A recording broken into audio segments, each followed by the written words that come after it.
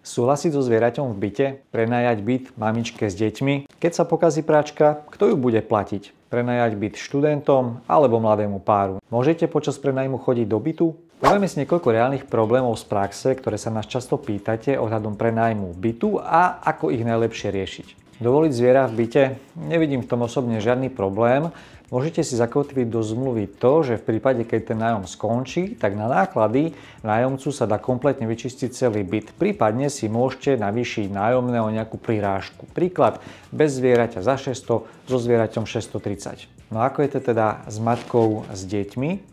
A koluje taký všeobecne známy názor, že v prípade neplatenia nemôžete vypratať z bytu matku s deťmi. Toto ale platí, ak máte uzavretú zmluvu podľa občianskeho zákonníka. To je tá stará pôvodná zmluva. Ak si uzatvoríte ale zmluvu o krátkodobom nájme, tam nemáte povinnosť po ukončení nájmu zabezpečiť žiadne náhradné ubytovanie. Teda u matiek s deťmi nevidím problém, stačí byť len obozretný a mať nastavený správny zákon a teda správne postavenú celú zmluvu. Potom sa nás často pýtate, či je lepšie byt prenajať mladému páru, teda dvom osobám, alebo nejakej partii študentov.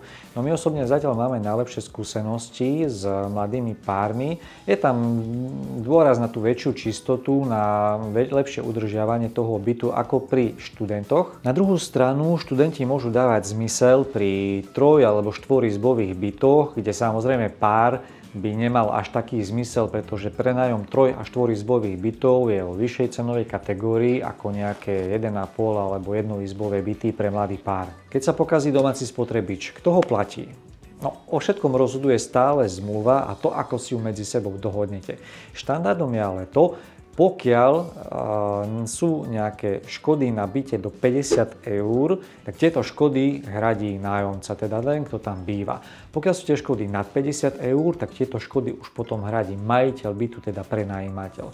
Teda, ak sa pokazí pračka, platí ju prenajímateľ. V tomto prípade ale povinnosťou mať daný byt poistený na poistenie domácnosti. V mnohých týchto poistkách sú zahrnuté aj domáce spotrebiče a ako práčka, prípadne mikrovlnná rúra a tak ďalej a tak ďalej. No a môžete navštevovať prenajímaný byt vy ako majiteľ? Musíte. Jedným klientom sa stalo to, že byt, ktorý prenajímali, nenavštívili niekoľko rokov.